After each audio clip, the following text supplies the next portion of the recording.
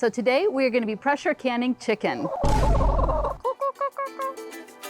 So let's go ahead and go through all the tools and what we'll be needing. So of course you will need your Forjars pressure canner. You will need your Forjars funnel. You will need your jars. Today we're going to be using pint jars, but you can use quart. You will need your canning tools, a jar lifter, and then to be able to go ahead and put the chicken in there really nice and tight and get the air bubbles out. And of course you need the best Forjars lids and rings that are already simmered and ready to go. And for ingredients, we have our chicken, your salt, and other spices that you would like to use. And while our jars and pressure canner heat up, we're gonna go ahead and pre-cut our chicken into 1-inch pieces. So you wanna make sure that you have about 2 to 3 inches of water in your pressure canner. And what we're gonna go ahead and do is turn it on low heat. Now that our jars have warmed up, we're gonna go ahead and get them out. So first things first, we're gonna go ahead and add our spices. We're gonna add some salt, some Montreal seasoning, and then also paprika. So the best thing about this recipe is that you can add whichever seasoning that you like. If you just wanna do salt,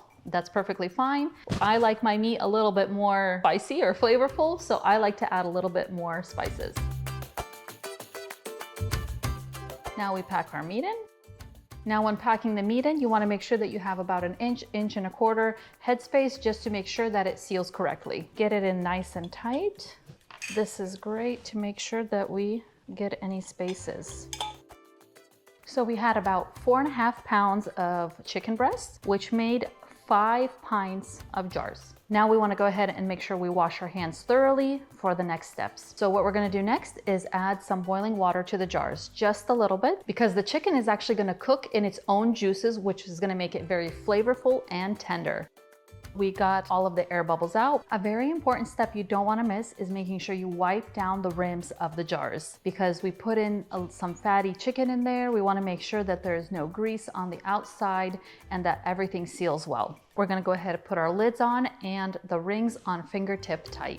It is time to put our jars into the pressure canner, and then we're going to go ahead and close the lid and let the temperature in there rise until you see steam coming from the vent. Once you see steam coming through the vent, you're going to put a timer on for 10 minutes for all of that steam to go through, and then we're going to put our jiggler on. As you can see, it has started to vent, so we're going to let it vent for 10 minutes. Set your timer, and when we put on our jiggler, that's we're going to let the pressure rise. Now that it has been going for 10 minutes, we're going to go ahead and put our jiggler on.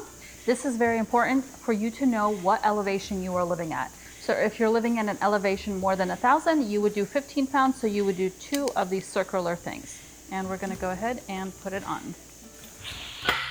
Since we are canning with pint jars, we're going to let it process for 75 minutes. If you would be canning with quart jars, you would let it process for 90 minutes. Now that our chicken has processed for 75 minutes, we're going to go ahead and let it cool down all the way to 0 on the pressure gauge. Once it has gone down to 0, that is when we will take off the jiggler and let it vent any extra air that was still in there.